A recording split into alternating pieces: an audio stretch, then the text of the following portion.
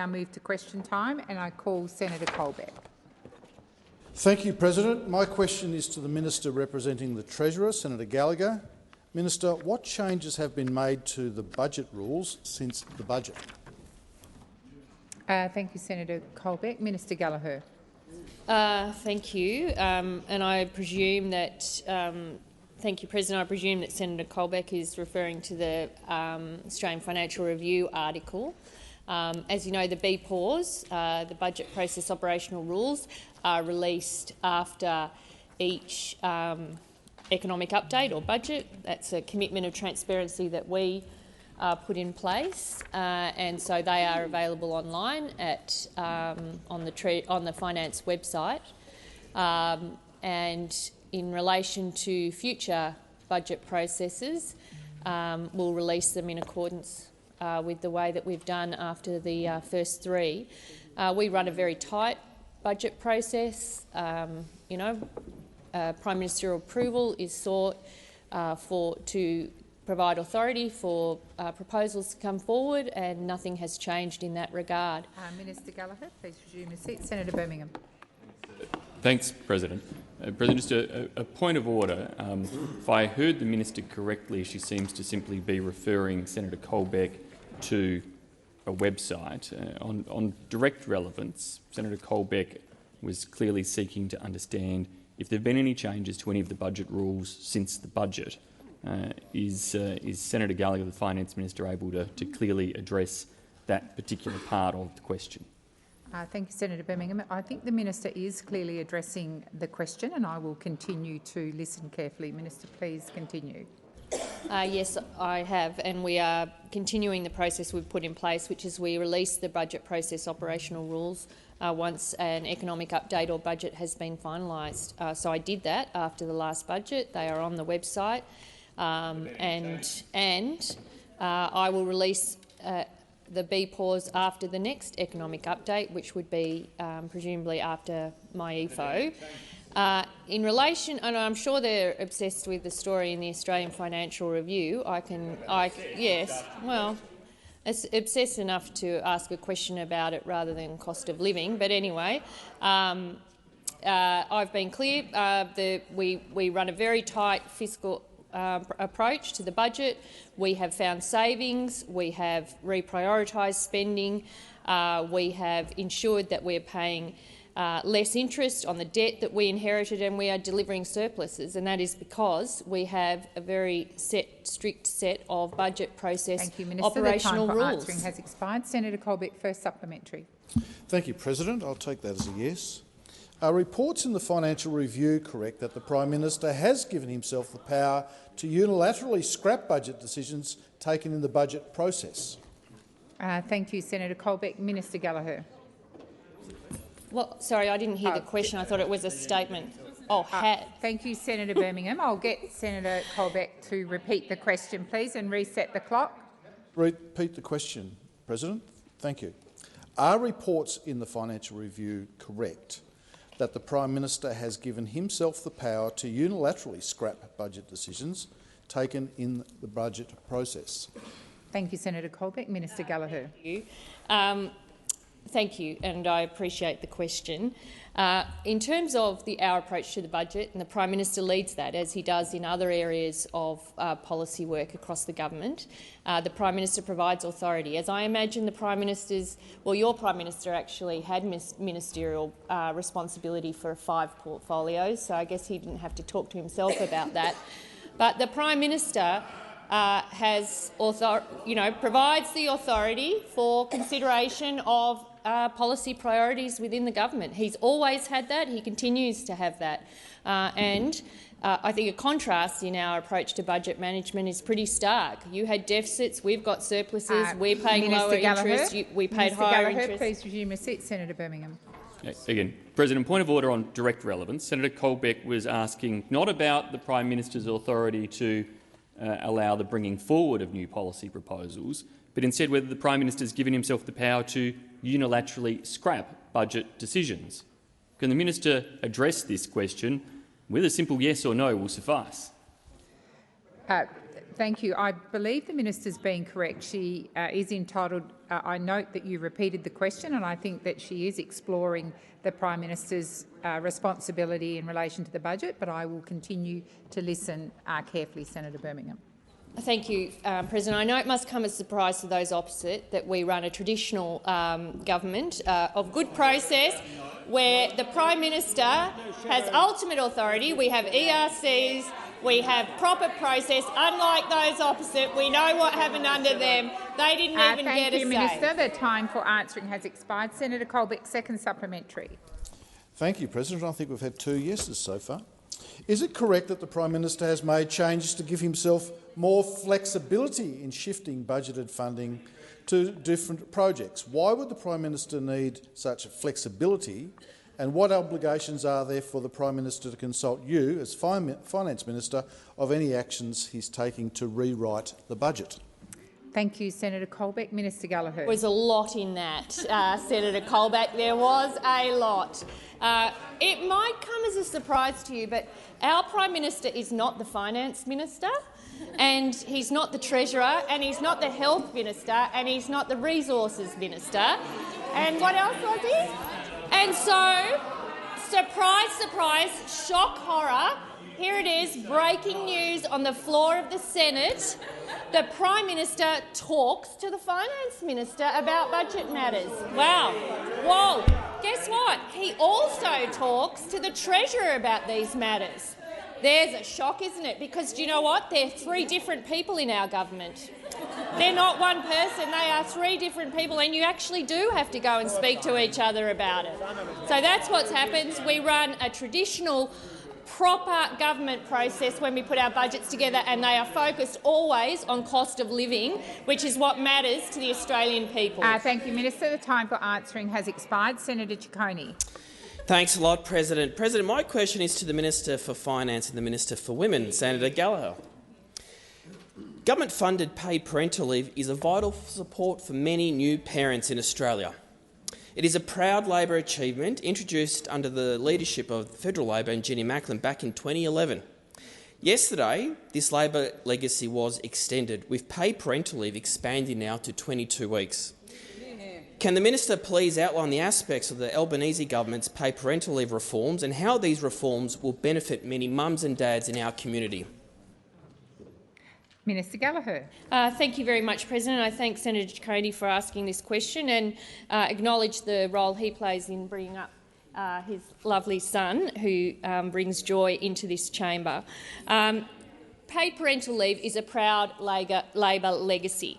Under the Albanese government, PPL is being expanded and reformed to better support modern families. From yesterday, the 1st of July, PPL has expanded to 22 weeks. Each parent has 2 weeks of leave reserved for them, and the rest of the weeks, now 18 weeks, can be shared however those parents decide. This gives families the flexibility and choice to decide how they want to care for their children, and it certainly sends a signal to dads and non-birth parents that their care is important too, and that we want to support them to be an active carer early in their children's lives. These additional 2 weeks are the next step towards reaching 26 weeks leave by 2026, delivering the largest expansion to PPL since Labor established it in 2011. When expanded to a full 6 months by 2026, families will receive an extra 6 weeks of paid leave following the birth or adoption of their child. That change started yesterday, and congratulations to those families who got a new family member yesterday.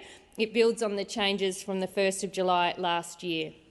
And I met a number of parents with small children, including one who was 6 days old, so unfortunately had just missed out on the extension, despite her mother's best efforts to hold on this morning, and talk to them about the role that having a government-funded PPL scheme made in terms of the easier choices for them as they're bringing up their children, including with the shared parenting and shared care arrangements that many families are opting for now.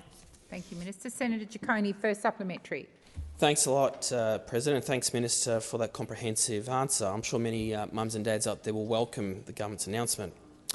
It's unlike those opposite. It's clear that expanded paid parental leave is an important structural reform, removing barriers for many families and giving women and men more choice. Can you please explain how paying superannuation on paid parental leave will actually benefit women and support their economic security? Thank you, Senator Ciccone. Minister Gallagher. Thank you very much, President. I thank Senator Ciccone for the supplementary. Super will be paid on PPL from the 1st of July 2025. This is an important Labor reform and again demonstrates that these big changes to support women and women's economic security are only put in place when you have a Labor government. 1/3 of our gender pay gap can be attributed to the time women spend caring for families and to interruptions in full-time employment. And as these lower earnings accumulate over their lifetime, they're exacerbating the gap between men and women's superannuation balances at retirement. Recent ATO data puts that gender super gap between 22% and 32%. Well, we on this side of the chamber don't believe that women should be penalised with financial insecurity in retirement just because they take on these important caring roles. You're paid super on your sick leave, you're paid super on your annual leave, and there's no reason why it shouldn't be paid on your parental leave Thank you, too. Minister. The time for answering has expired. Senator Ciccone, second supplementary. These paid parental leave reforms are just one example of the Albanese government removing barriers that hold women back and limit their choice. We know meaningful change means looking at every single policy area and working to fix structures and systems, not women because they aren't broken. Can the Minister please outline how this government, how the federal Labor government, is working for women? Thank you, Senator Ciccone. Minister Gallagher. Thank you, President. I thank Senator Ciccone for that supplementary. Well, from yesterday, July the 1st, tax cuts for every taxpayer, for every woman taxpayer, average tax cut of $1,650. 90% of women will be better off under our plan by an average of $707. $300 off every household's energy bill, freezing the cost of PBS medicines and a pay rise for 2.6 million workers on award wages. And we know that many of those workers are women. We know that in many households it's women that put the budget together, and that these measures are going directly to support them and the work that they do, keeping their households ticking over.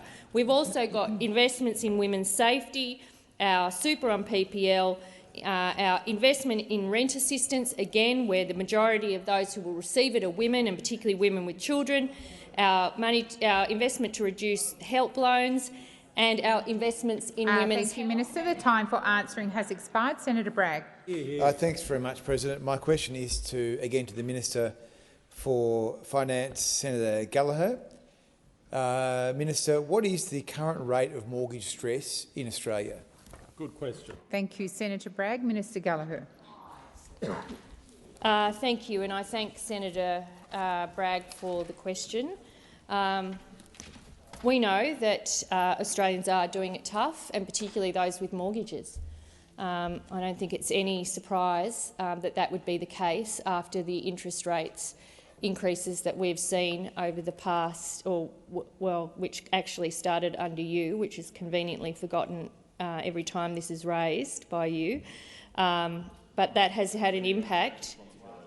We take responsibility for the decisions the government makes, and we are doing that, which is why we are providing tax cuts, energy bill relief, cheaper medicines, investments to reduce student loans, our support for wage increases that those opposite consistently and repeatedly opposed, in order to make sure that households are given as much support as the government can provide them during this time, because we recognise that households are under pressure and that particularly those with mortgages, large mortgages, are feeling the impact of those. Feeling the impact of those interest rate increases. We acknowledge that, which is why our cost of living measures, most of which you have opposed, have been calibrated and targeted to support those households as they are experiencing these tough times. So we are obviously making sure we can do everything we can in a time of higher inflation that we would like. So our decisions have to be— Minister Gallagher, please resume your seat. Senator Birmingham. Point of order on direct relevance. Senator Bragg's question was very precise about the rate of mortgage stress in Australia. Senator Gallagher has come nowhere close to addressing the precise question. If she's unable to answer it, then this is the type of question the minister should acknowledge and take on notice. Thank you, Senator Birmingham. There were also interjections, but I will draw the minister back to that part of the question. Minister Gallagher. Thank you. Well, I am being directly relevant. I'm acknowledging that there are many households across Australia that are experiencing stress, and particularly linked to their mortgages. I've already said that, and thanks for the patronising instruction from Senator Birmingham. But I have acknowledged— Minister Gallagher, I need you to withdraw that comment. Withdraw the comment. I didn't realise patronising was unparliamentary, but I withdraw. No, I genuinely didn't. Senator Gallagher, I'm sure I've heard it being yelled at. Senator Gallagher, it was a direct order. Order. Order. Yeah, if you take your seat, Minister Gallagher, that was a personal reflection on Senator Birmingham. So, as a personal reflection, you have withdrawn that. Senator Hume, I believe you then interjected with a personal reflection, which I will ask you to withdraw. I withdraw. Thank you, Senator Hume. Minister, please continue. Use this time to just remind people, if they are experiencing mortgage stress, they can engage with their lender and should engage with their lender where arrangements Thank you, Minister. can be The time made. for answering has expired. Senator Bragg, first supplementary. Thanks, President. I'm not sure we got the answer to what was the rate of mortgage stress, but we'll try something else. So, the comparison website Finder found recently that 13% of mortgage holders had extended their home loan in the last 12 months. So, Minister, what guarantees can you give Australians who are already struggling to pay their mortgages and are also extending their mortgages that they won't face a 13th mortgage rate increase under Labor? Thank you, Senator Bragg. Minister Gallagher. Thank you. Well, the government has taken decisions to support households, to work hand in hand with the Reserve Bank as they have been undertaking their tightening of their monetary policy, and our decisions are supportive of that work. That is why we are able, within the room, we've found in the budget, targeted, calibrated cost of living support to help households. You know, we acknowledge that people are doing it tough. That is clear.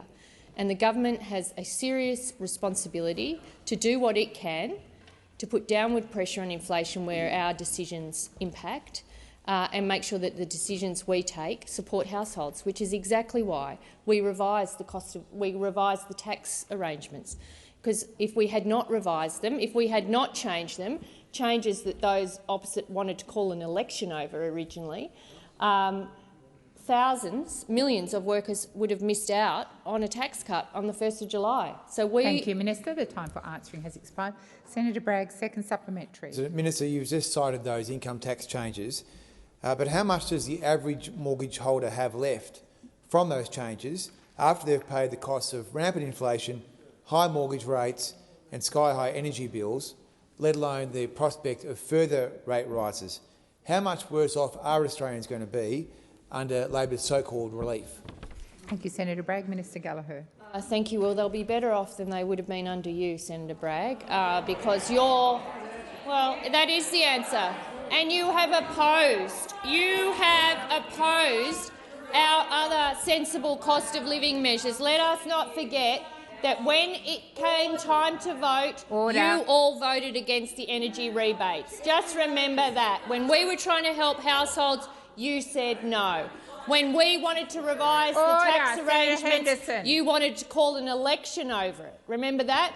We had your deputy leader in the other place saying that they wanted to go back to the drawing board. We had Senator Hume saying nothing's off the table. We remember when you said no to providing relief across Australian households, because we have looked at every way that we can provide responsible cost of living relief in a way that supports households but puts downward pressure on inflation, something the bank has also acknowledged. Thank you, Minister. With our energy rebates. Has expired. Senator Faruqi. Thank you, President. My question is to the Minister representing the Minister for Education.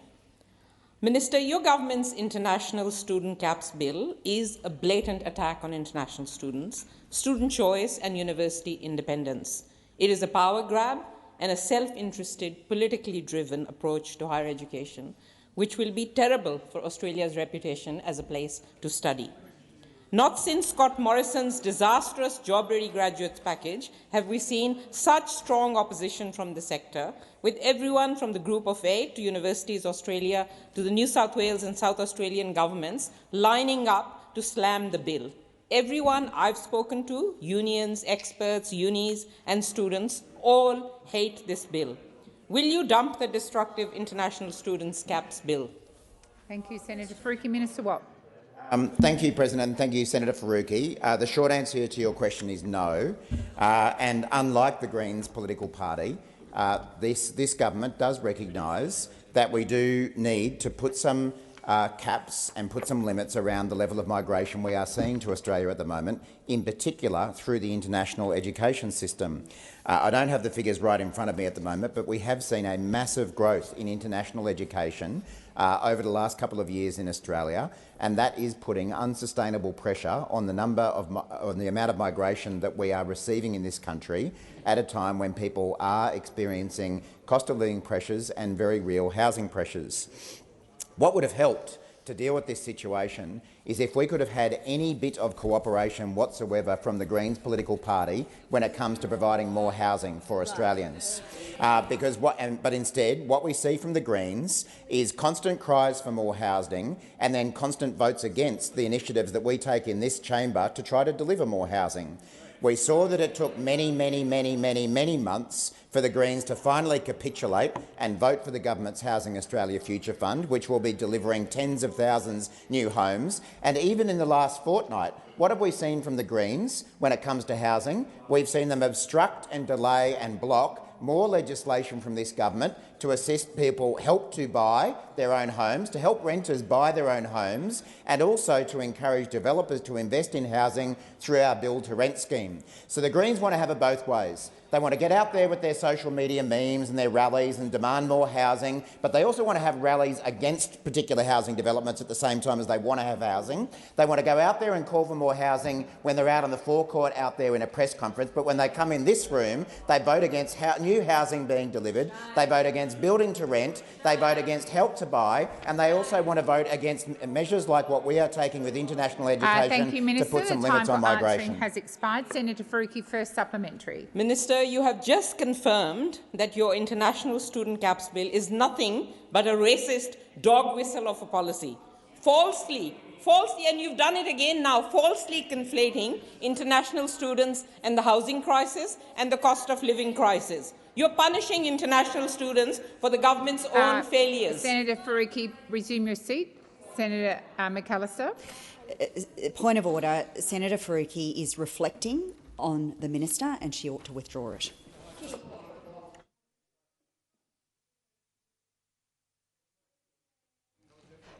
Senator Faruqi, I heard you say a racist policy and that you weren't reflecting on the minister, but if you could just confirm that.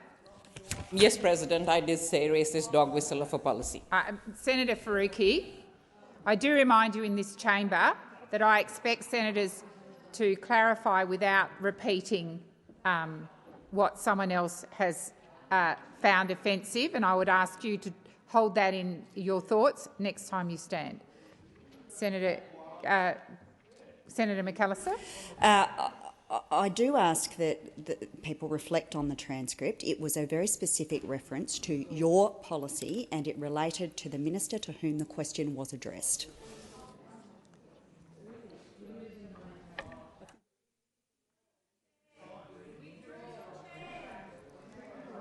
Senator Faruqi, I don't recall order.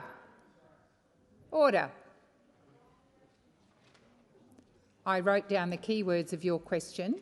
I am advised by the clerk if you made the reference your policy, so I'd ask you to reflect on your notes, that you withdraw that part of your question without repeating the offence.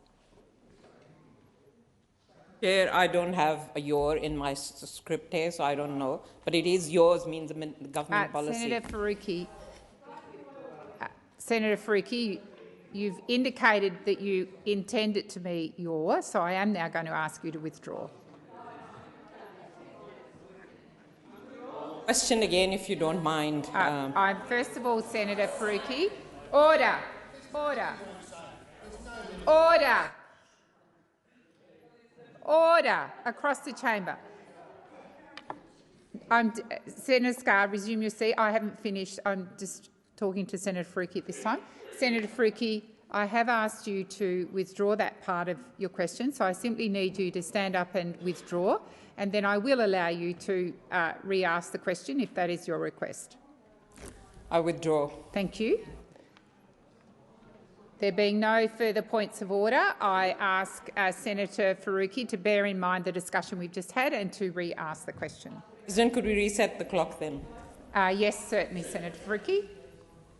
Senator Faruqi, I'll call you now. Thank you, President. Minister, you have just confirmed that the government's International Students Caps Bill is a racist dog whistle of a policy that falsely conflates international students and the housing crisis and the cost of living crisis. It punishes international students for the government's failures. As if this scapegoating wasn't enough, you have now more than doubled the fees of student visa applications. When will the government stop punching down on international students and start supporting them? Thank you, Senator Faruqi. The time has expired. Minister Watt. Thank you, President. Well, you can always rely on the Greens political party to try to bring Australians together, can't you? Never very far from a wedge motion, never very far from a wedge political statement, demanding high standards of everyone else but going low themselves. That's what we've come to accept from the Greens political party. Now, the reality is that international education is a huge Australian asset. It's a big asset for our country economically, socially and diplomatic, and we must protect our international education system to ensure that it remains so. But the reality is that this government's actions are about restoring quality and integrity to the international education sector after the shonks in the sector were left untouched for the last decade. Now, the Greens might want to defend a shonky system of international education that was left behind by the former coalition government, but we're cleaning it up. And at the same time, we're delivering the housing that Australians are desperate to have and that the Greens keep opposing. Thank you, Minister Watt. The time for answering has expired. Senator Faruqi, second supplementary. Minister, capping international student numbers will do nothing to fix the rental or the housing crisis, but capping rents will. Why won't your government take real action on the housing crisis by capping rents, by phasing out unfair tax handouts for property investors, and by establishing a public developer? Minister Watt. Minister Watt, I've called you. Yep. Thank you, President. Thank you for the Dorothy Dixer, Senator Faruqi. You know what will do something about housing shortages? What will do something about housing shortages and letting Australians into more housing is voting for Labor's Help to Buy bill. That's what it'll do. But what are the Greens doing about that? They're teaming up with Peter Dutton and the Coalition to stop that from going through. You know what will also help Australians get into more housing? It's voting for Labor's Build to Rent bill. But what are the Greens doing on that? The Greens are teaming up with Peter Dutton and the Coalition to stop that as well. And what did the Greens do when we were trying for months to pass the Housing Australia Future Fund legislation to deliver 30,000 more homes? You teamed up with the Coalition and Peter Dutton for months to stop that as well. Watt, That's Minister what will do Watt, something about housing. Minister Watt, I remind you to refer to those in the other place by the correct Sure. So 3 examples, and that's just without me even trying to think about them. That's 2 examples in the last fortnight where the Greens have teamed up with Mr Dutton and the Coalition to stop more housing being built, to stop renters being able to get into their own housing, to stop developers from building more housing, and you want to come in here and keep whinging about housing shortages when you keep voting to stop them from being fixed. Thank you, Minister Watt. The time for answering has expired. Senator Green. Thank you, President. My question is to the Minister representing the Prime Minister, Senator Wong. I was pleased to see that from yesterday, if you are a taxpayer in this country, then a tax cut is coming your way. Yeah. How is the Albanese Labor government working to ensure that Australians can earn more and keep more of what they earn? And can the minister please tell the Senate how every hard-working, tax-paying teacher, nurse, cleaner and carpenter in my home state of Queensland and right across the country will be better off? Thank you, Senator Green. Minister Wong. Thank you, President. Thank you, Senator Green, for the question. And Senator Green, you are right. The Labor government, of which you and all of the senators on this side are a part, has delivered tax cuts for every Australian taxpayer. Every Australian taxpayer, 13.6 million Australians. And what Treasury analysis shows is that our tax cuts will see families with children pocket an average of more than $3,200 over the next 12 months. And it's all taxpayers, not just some. And of course, from the 1st of July, about 2.8 million people in your state of Queensland, Senator Green, got a tax cut. Out of those, 9 out of 10 or 2.4 million Queenslanders are better off under Labor than they would have been under Mr Dutton's plan. This is what Labor's tax cuts mean. A part-time cleaner earning $40,000 a year will be more than $650 better off. A builder earning $80,000 a year and helping deliver much-needed housing supply if the Greens get out of the way, well, they'll be getting an extra $1,679 in their bank account over the next 12 months, and a nurse earning $110,000 will see nearly $2,500 more in their pocket over the next year to help ease cost of living pressures. This is genuine tax reform that lifts thresholds, cuts rates and returns bracket creep at the same time. And of course, we are providing tax cuts and other cost of living support while also working to create jobs, creating 880,000 jobs since the election, the most of any first-term government. And we, of course, now have a government. Australians now have a government that supports wage growth, unlike those opposite deliberate design feature of low wages. Senator Green, first supplementary. Thank you, President, and I thank the Minister for that response.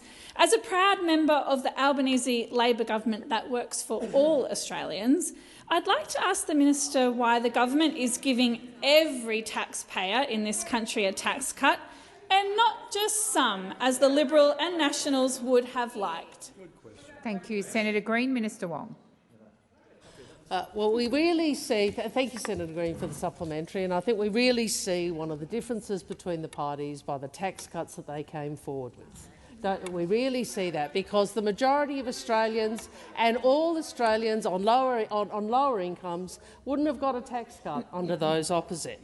I mean, this is the contrast between the Labor government seeking to work for all Australians and the Liberals and the Nationals, all negativity and no plan. And of course, we saw this on display when we announced the tax cuts for every taxpayer. Guess who opposed it? The Liberals and the Nationals. Guess who said they'd roll those tax cuts back? You remember we had a bit of rollback over there, a bit of rollback. Then, of course, they called for an election. They were going to have an election on the tax cuts. And then what did they do?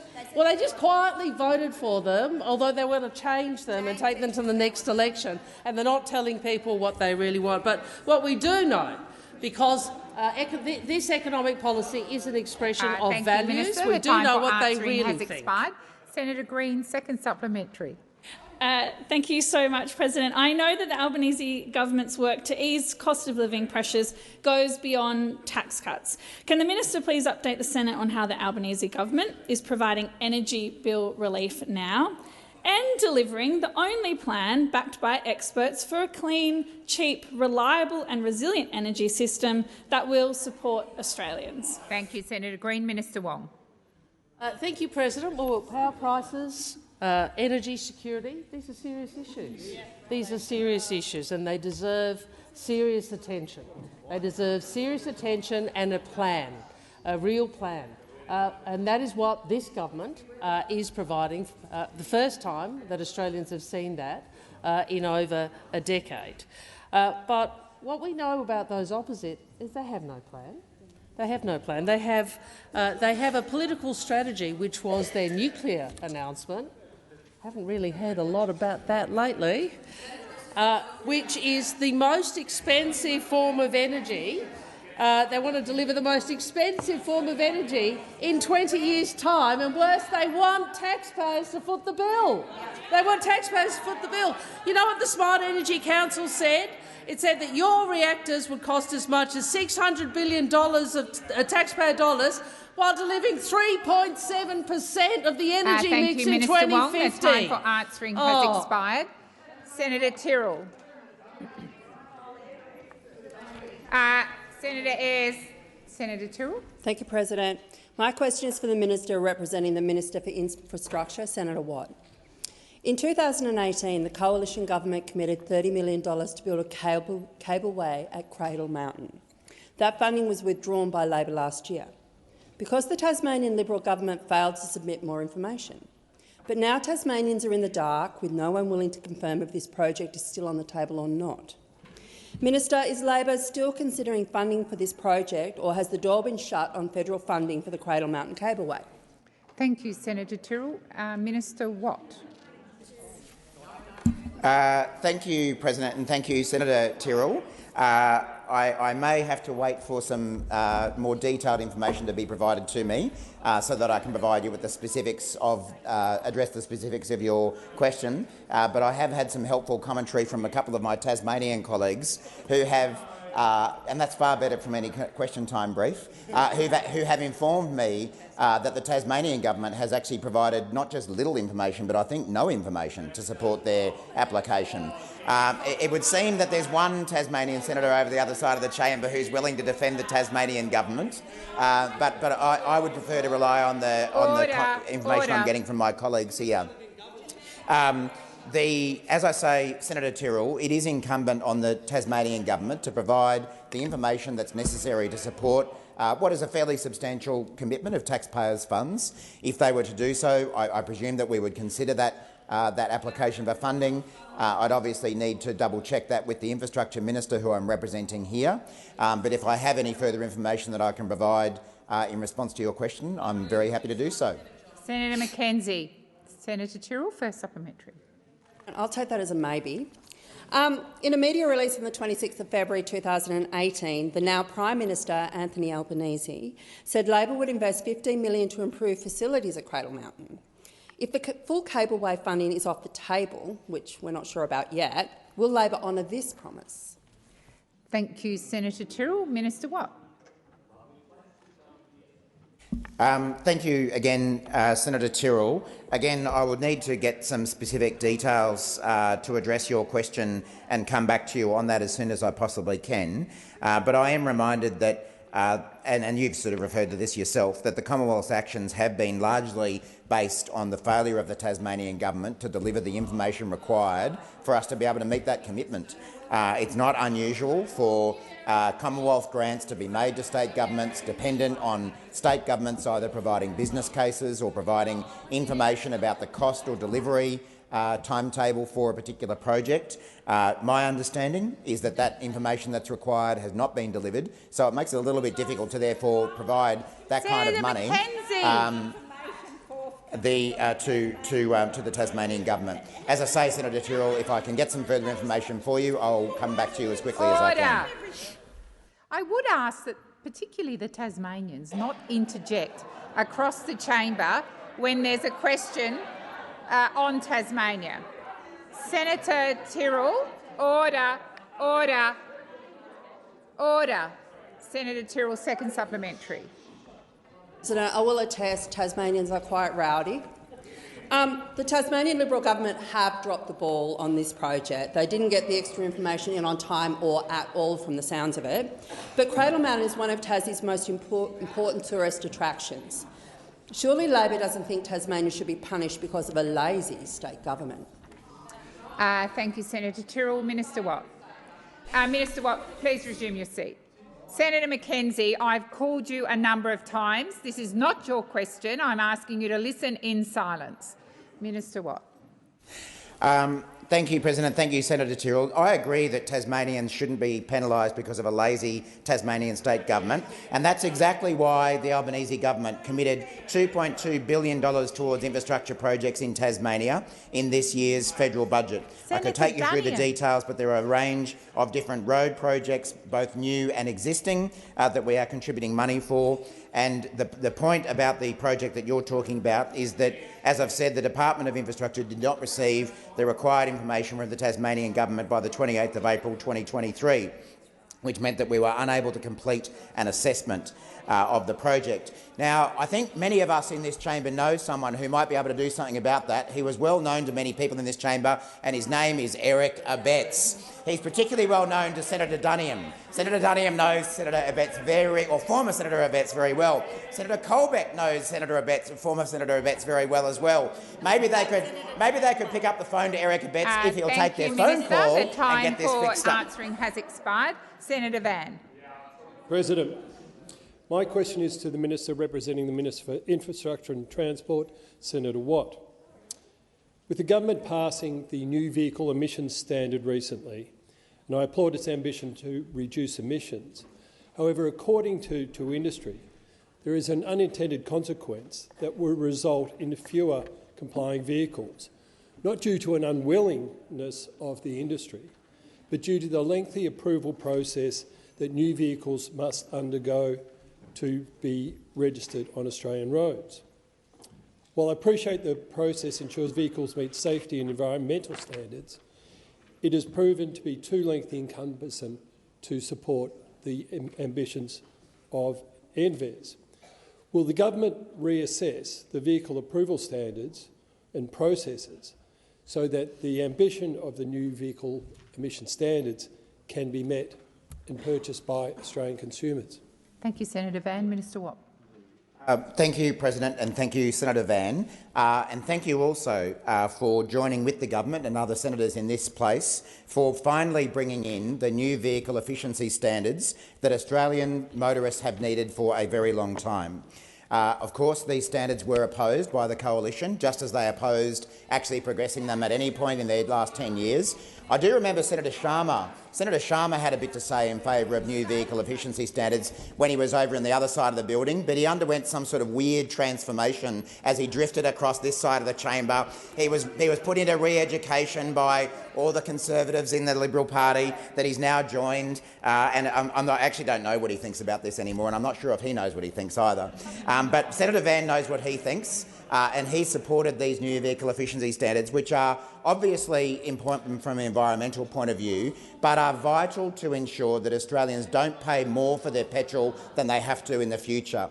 And what we saw very clearly was that there were some senators, including Senator Van, Labor, other crossbench senators, who thought what we needed to be doing was driving down petrol costs for Australians by making it cheaper for them to get low-emission vehicles, making it possible for them to get low-emission vehicles. And we know that there still are two parties in this chamber, being the Liberals and the Nationals, that want Australians to keep paying more for petrol, even those in the regions who have to travel longer distances and rack up bigger petrol bills. Senator Van, I'm very happy to have a chat with the Minister King, about the issue that you've raised that hasn't been raised with me before, that there are any issues when it comes to the approvals process for new vehicles or however it was that you described it. I'm happy to have that conversation with Minister King, but I do think that this is very important for Australians going forward, that they will have more choice in the future to choose lower emission vehicles, which is good for the environment but very good for their household budgets as well. Thank you, Senator Watt. Senator Van, first supplementary. Thank you, Minister. I have indeed raised it with Minister King.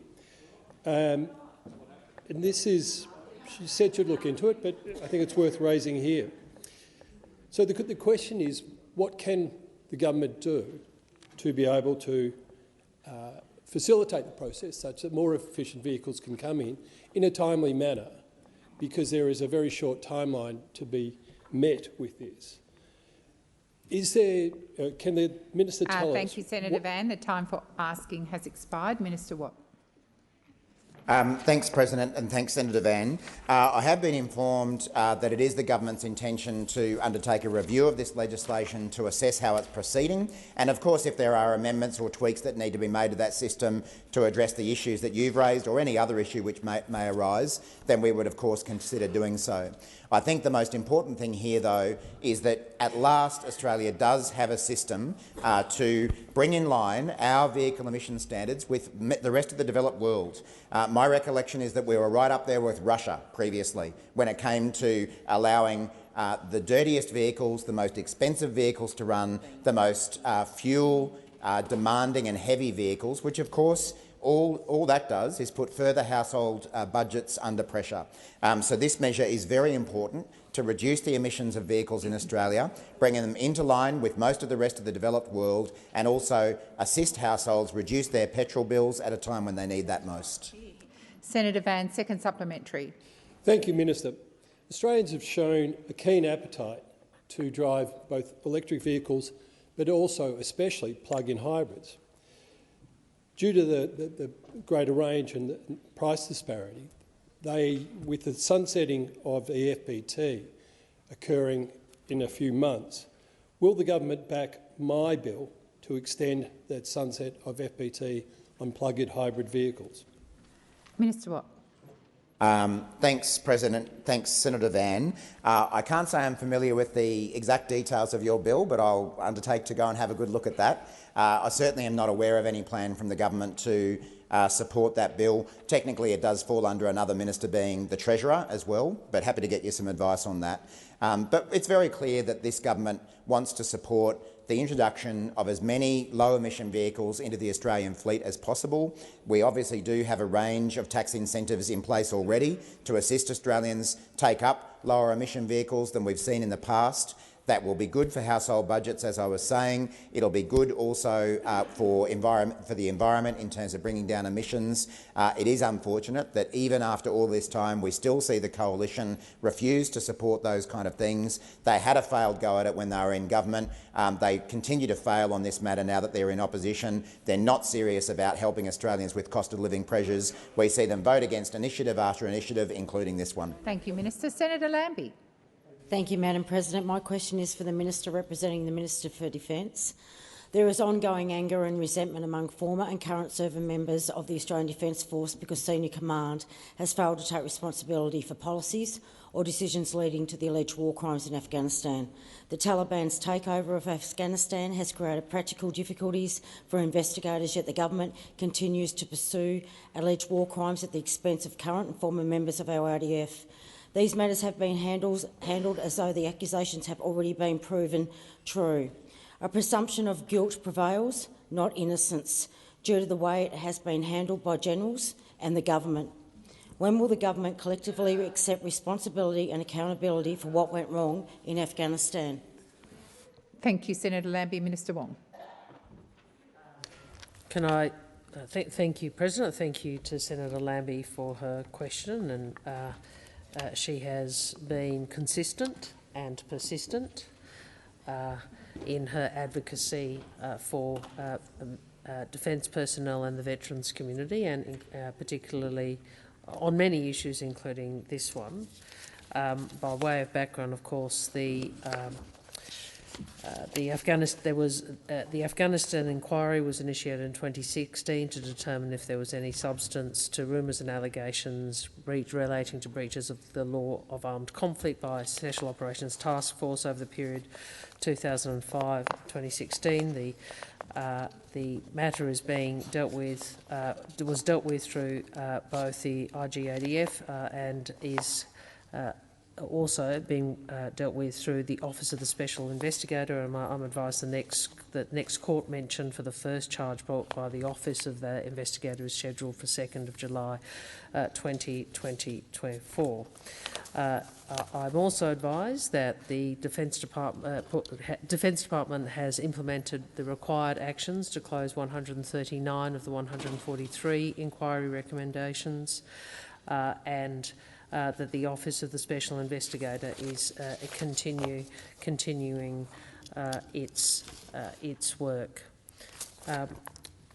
In relation to the IGADF, and I don't know if the senator wants me to go to this, but I know that she's raised this also publicly, including today. I know that the senator has sought an audit of the efficiency and effectiveness of the Inspector-General of the Australian Defence Force. I'm advised, as the senator is aware, that there was a review initiated of the IGADF, conducted by former Justice Duncan Kerr, and the matter is currently before the government. Expired. Senator Lambie, first supplementary. Thank you. To date, how much of taxpayers' money has been spent from the start of this to where we are today? Thank you, Senator Lambie. Minister Wong.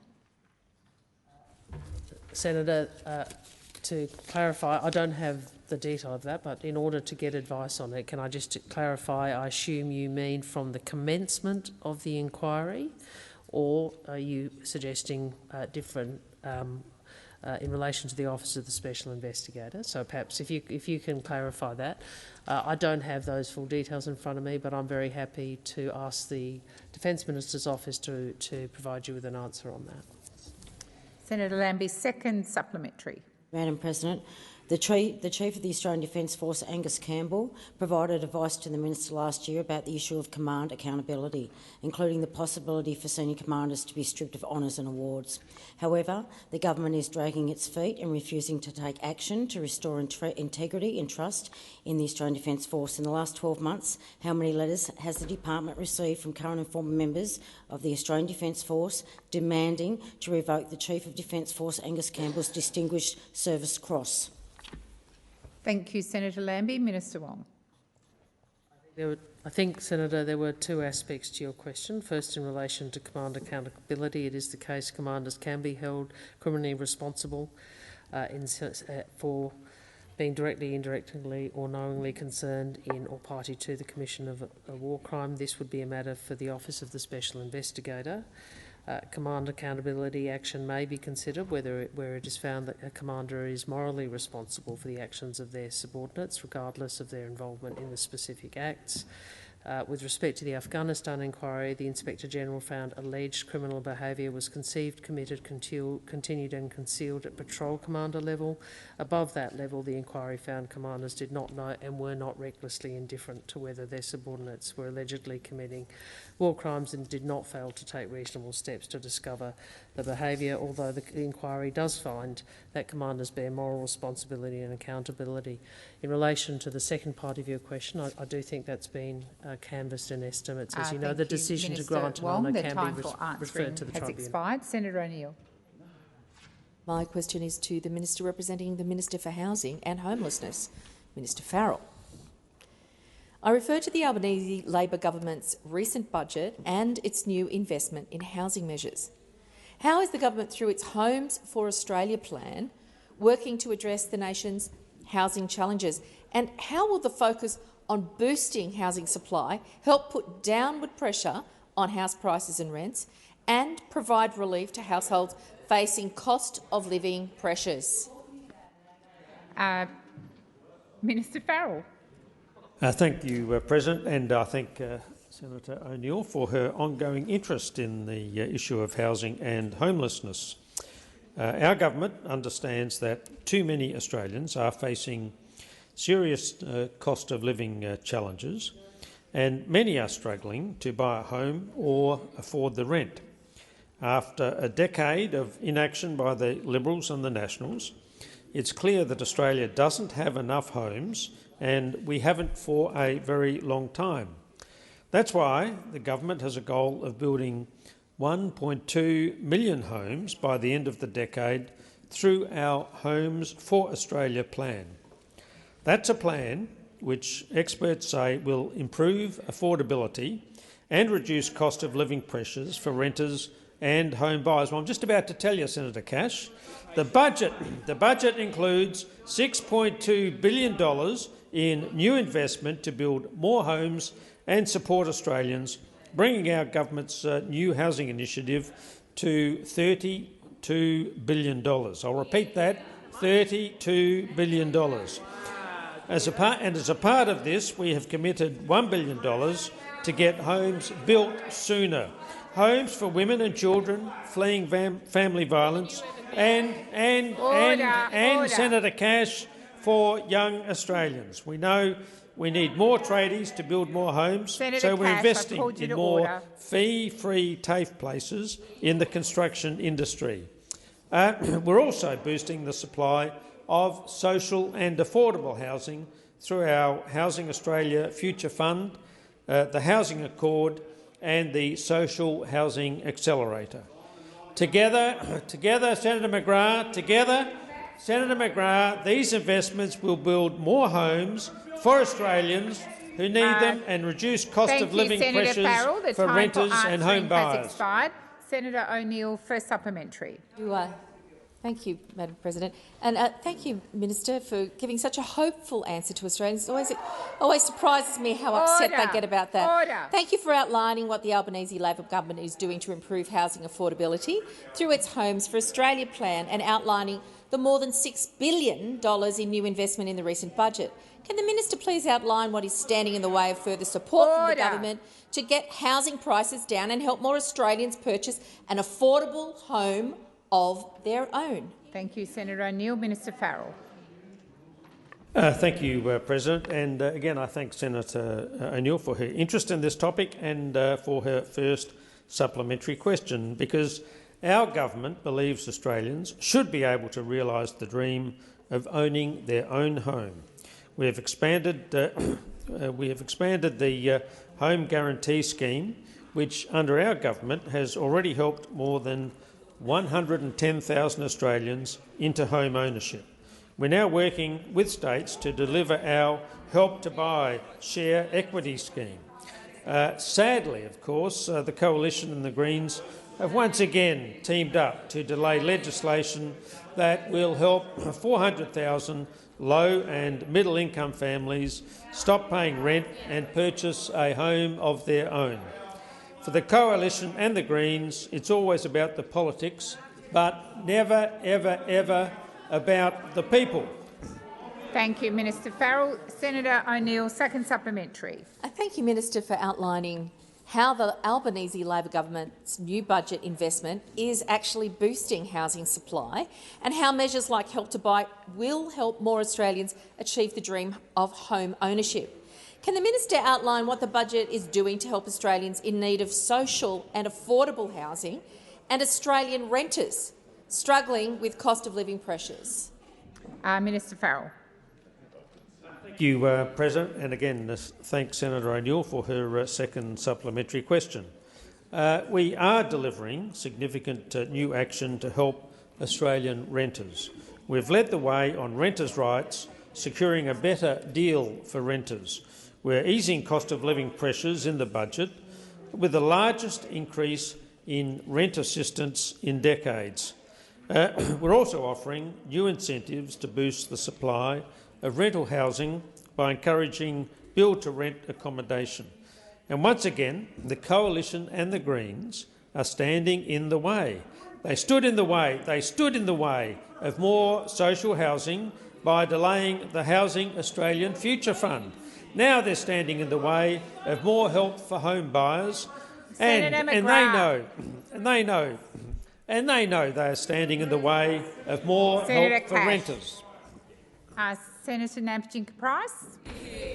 Thank you, President. My question is to the Minister representing the Prime Minister, Senator Wong. Senator, in recent weeks we saw shocking revelations that the man appointed as the chair of the North Australian Aboriginal Justice Agency, Mr Hugh Woodbury, stood on his pregnant partner's stomach, slammed her in a door and repeatedly yelled derogatory slurs at her in front of their toddler. So far as we can tell, the only action taken by this government is to ask the board to participate in a discussion without taking any concrete action. Does NAJA continue to receive Commonwealth funding? Thank you, Senator Nampijinka-Price. Senator Wong. Thank you, President. Thank you to Senator Nampijinka-Price for the question. And we'll first start by saying that violence is unacceptable, and the sort of violence that was described in your question and has been reported is completely unacceptable and very disturbing. I'm advised that the first point I would make is that the government, and I know Minister Burney, expects all organisations funded by the NIAA to uphold high standards of governance and financial management. Order. I understand, obviously the government is very concerned by the situation at the North Australian Aboriginal Justice Agency. Senator Ruston, I've called for order. Minister, please continue. Thank you. The advice I have is that I'm sorry, I'm just trying to work out whether the person where this brief is from. There has Minister Burney and the Northern Territory Attorney General has met with the board. It is critical that the board ensure that Aboriginal people that need services from NAJA get them. We do agree that it is time for the board of NAJA to show leadership when it comes to family violence. We all have a responsibility to lead by example. Order. I've called you to order. Senator McKenzie and other senators, order. Senator Nampijinka-Price, first supplementary. Thank you, President. The board continues to defend the chair. However, does the government agree with the Labor Northern Territory Domestic Violence Minister Kate Worden, who said that it was totally inappropriate for Mr Woodbury to lead NAJA and said that it was a matter for the federal government to intervene? Thank you, Senator Nampijinka-Price. Minister Wong. First, if I could just correct something I said in my first answer. What I should have said was that the Attorney General has met with Ms Burney and the Northern Territory Attorney General in relation to this matter. The advice I have is that the view of the Attorney General is that the board needs to show leadership when it comes to family violence, that we all have a responsibility to lead by example, and in relation to funding, I'll take the Senator's interjection, Senator Ruston's interjection. The expectation of the government is that all organisations funded by the NIAA are to uphold high standards of governance and financial management. I think Senator Ruston. I think the question the NAJA board should answer is whether or not they are doing so. Thank you, Minister. Senator Order. The senator is on her feet. Order. I invite other senators to make a contribution at some other time, not question time. Senator Nampijinka-Price, second supplementary. Senator, NAJA is an organisation that's been badly mismanaged. It's failed to deliver. It's stopped taking criminal cases in Alice Springs. It's an organisation that repeatedly took a taxpayer-funded trip to Darwin against legal advice. It is an organisation that has had its most senior female executive resign, and as we learned last week, it's an organisation that was found by the federal court to have unlawfully sacked its former CEO after she raised allegations of corruption. Will the government step in and take responsibility for an agency that receives federal funding? The time for asking has expired. Minister Wong. Thank you. The advice I have is that the Attorney General did take action to divert Commonwealth funding to the Northern Territory Legal Aid Commission to ensure that Aboriginal people in Central Australia would continue to have legal representation. The advice I also have is that as soon as concerns about financial management and governance at NAJA arose, the NIAA put a grant controller in place. Since December 2023, the grant controller has been receiving all NIAA funding to NAJA to ensure it is used appropriately. I'm also advised that the NIAA has issued NAJA with a breach notice under its funding agreement with a response required by mid-July, which I think deals with the issues you raised, and on that basis I ask that further questions be placed on notice. Thank you.